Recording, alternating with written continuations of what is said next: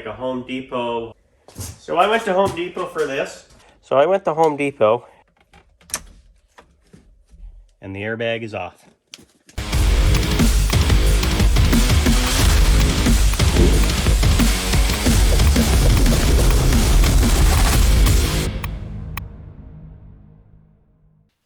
Hello, and thanks for slipping some time with me today. In this episode, we're going to continue on this 1998 Mitsubishi Eclipse GSX. For those of you who've been following along, we've been getting it basically back to brand new. It's a low mileage one as it is, but I just wanted to make sure it's perfect inside, outside, undercarriage, engine bay, and if you want to see what's been done up to this point, which is quite a bit, you can go back and look at those episodes. In this episode, I'm going to do some interior pieces, a few other things that kind of show you what you can do to spruce things up at a pretty low cost. I'm going to tackle the front seats, make them look like new again. There's the hatch, call it a hardboard, but it's basically the plank across the back that hinges up with a spare tire.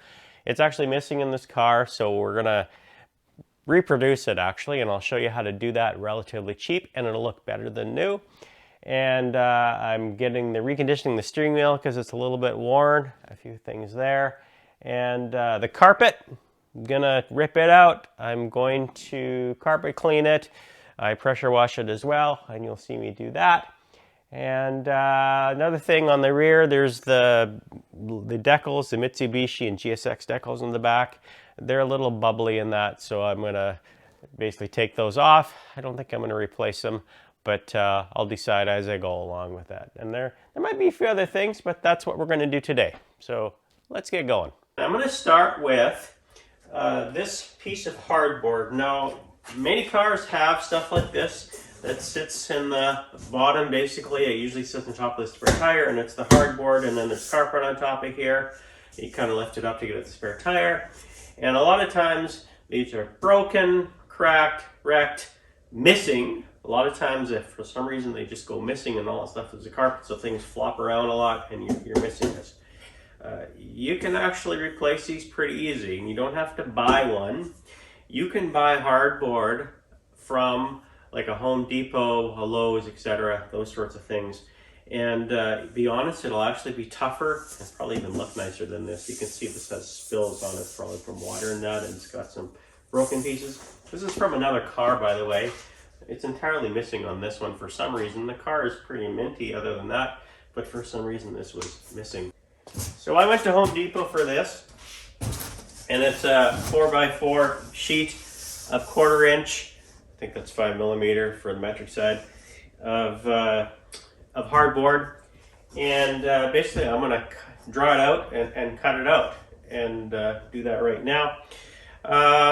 Most times it's 1/4 inch. You can measure what was probably existing in the car that you're doing, but most time it's 1/4 inch is pretty bang on. And I've done these for other cars as well. It's pretty simple basically. You just got to put it in down and you're going to draw it out.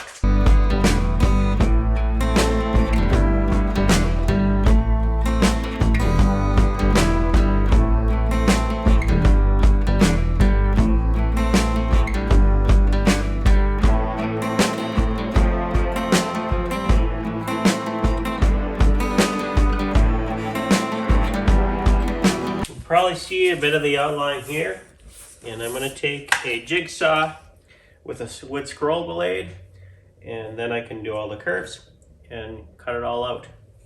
So let's get to work on that.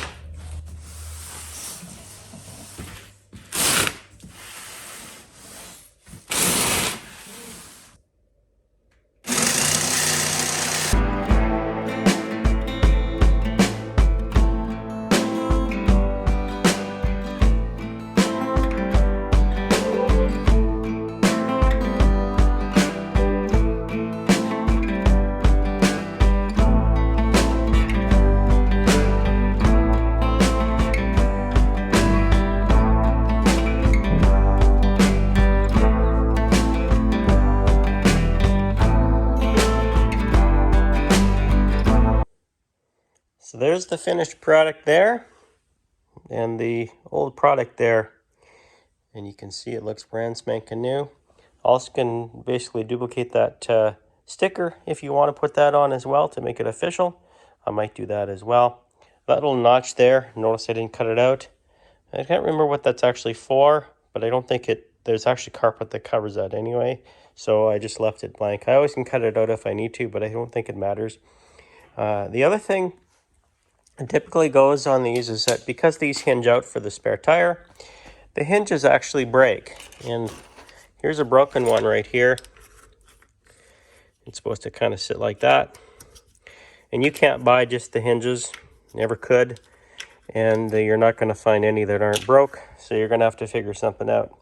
So I went to Home Depot and I bought a hinge like this. Now, it doesn't work perfectly, but we adapted it. And basically what I did is I drilled another hole above here, and it'll just kind of sit in. And just so you know where they sit, so this kind of goes in like this. And then the other hinges right there, and this is just going to go like this now, and it'll swing up, and I'll put some black paint on here to make that up, and the screw hole will cover all all this up, and it'll look pretty good, and you'll see the finished result when I get there. And I'll do that on each side, and then we'll have a nice little hinge piece again. And these are metal, so they're not going to break like these plastic ones. Other than painting the end here a little black, that is the finished product. You can kind of see how it is there. And I'll just put it in the car temporarily, and you can have a look and see how it works. And that's it. And because I don't have all the interior pieces in, it doesn't really look like it fits that well, but it does once you get all the interior pieces in, and it actually sits on some plastic ledges here on each side, and yeah, just works like a top now. Also, in case you're wondering, these little pads, see on there? I put them on the new one too. That's on the bottom.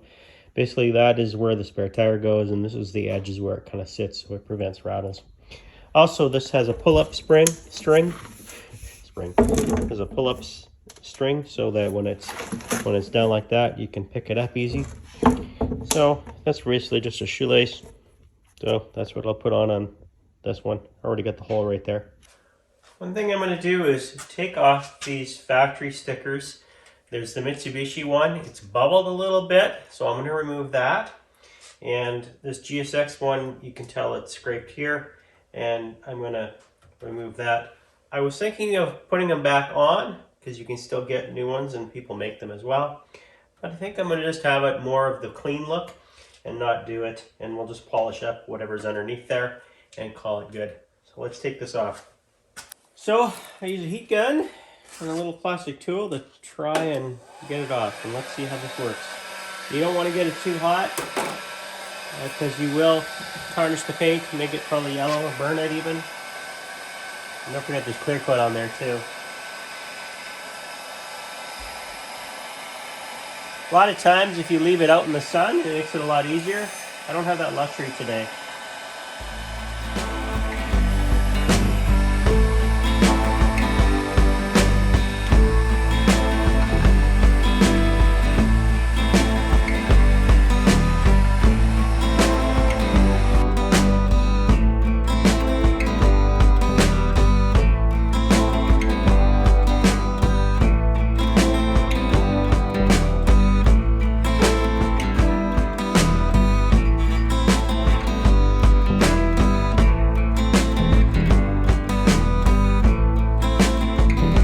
There it's off. Don't forget I'll be polishing this as well. If there's anything behind there needs polishing, it'll get polished. And the whole car is going to get polished. But yeah, we got the clean look. I always can put the stickers back on because you can still get them, as I said. But we're going to keep it, I think, this way. I think it looks a lot nicer just keeping it clean. What do you think, guys? Let me know in the comments. Time to get this last seat out, so I can take it in the passenger seat and make them look new again.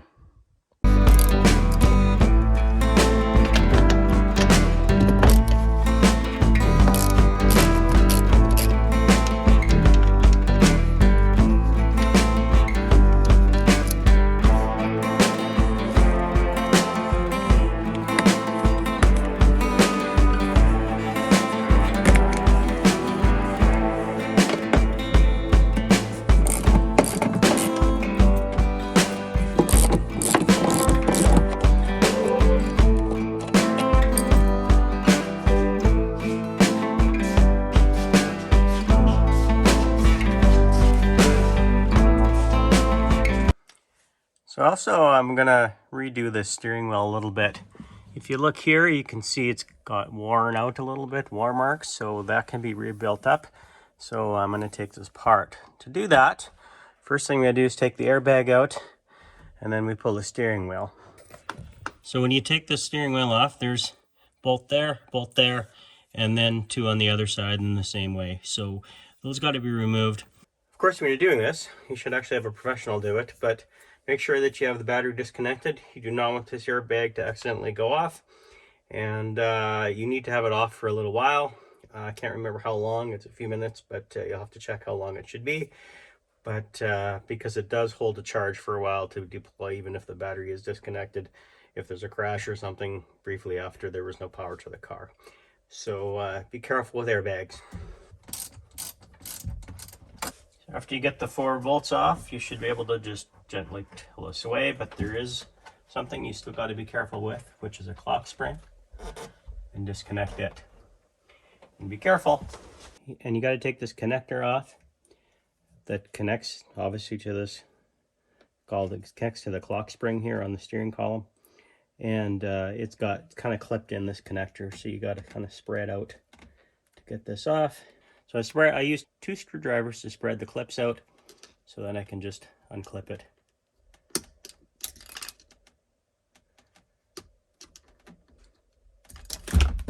There, that's that part. There's another clip here to undo. I'll undo this one. And the airbag is off. Okay, now we take the steering wheel. The steering wheel's pretty easy. We need to take this screw off. Now I suggest marking it where it's going to go, so you don't have to try and recenter it again, because this will be centered to a certain degree for when you want your steering wheel kind of level when you're heading straight. Some of that can be corrected with an alignment, but you want to make it pretty close to where you need to be in the center, so you don't have your tie rods kind of adjusted way too much one way or the other, just to balance that out a little bit for when you're doing your alignment.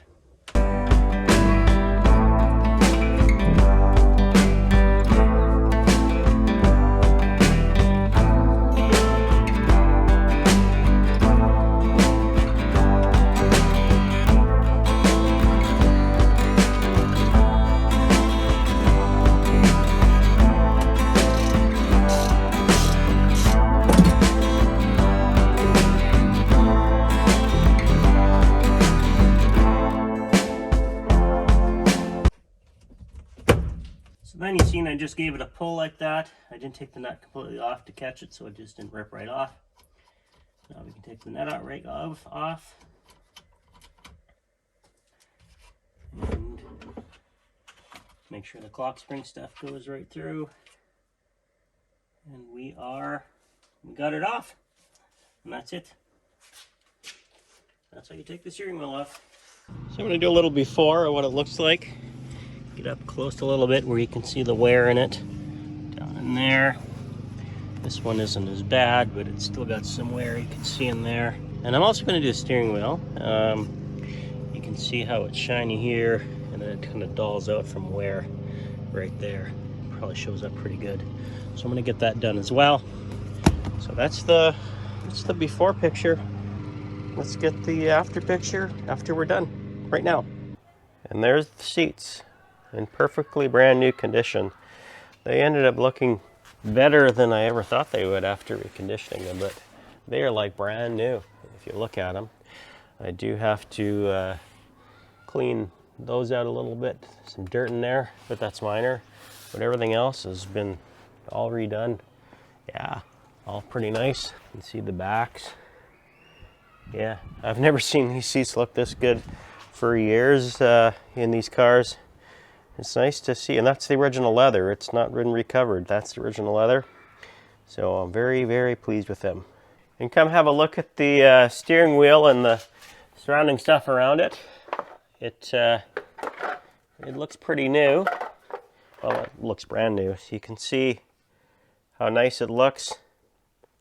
I had these as well redone just to clean them up a little bit. They look brand new now. And for those of you that remember this guy, well, it actually was broken inside there and a little piece there. I'll show a before picture as well. And it's like brand new now. So other than the window up-down indicator here in the text that's missing, I got a little silk screen package that I'll be putting on that. And you won't know the difference from factory because it's all good. It's time to tackle this carpet. You can see it's pretty grody. It's all cleanable. No burn marks from cigarettes or anything like that. But I have a few stages in the process of doing it just because of the way it is, and I naturally do this. I'll end up pressure washing it with soap and then rinse, and then I'll take a carpet cleaner and clean it up with that, and it will look like new when I'm done. But the first thing is to get it out of the car.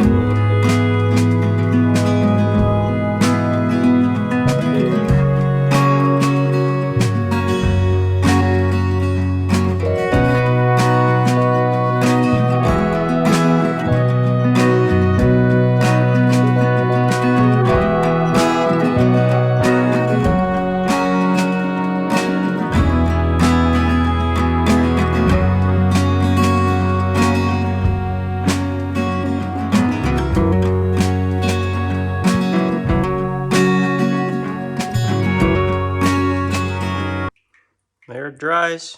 I think while we'll do that, it's dripping in the pan there, or the pail. We'll let that dry out for a few days probably. And in the meantime, let's go on a treasure hunt and see what we find under the carpet. It was under the carpet. Looks like we got a couple pens. American dime, which makes sense. It came from America, this car. Uh-oh, someone was a bad boy in the car. We have two Bud Lights, and they're different years, but look, on the font is different, and a Coors Light. All right. Sunflower seeds. What do we got here? That's about it. Nothing too crazy. Not really contraband or anything. Sometimes you get surprised what you find, but yeah, looks like I'll clean up this floor now and get this ready for when I put the carpet in. And something that's important to mention, normally when you remove a carpet and you do not see any broken glass fragments, shattered glass, that means there was never an accident that shattered a window, or there was somebody who just broke in and shattered a window. So that's a really good sign.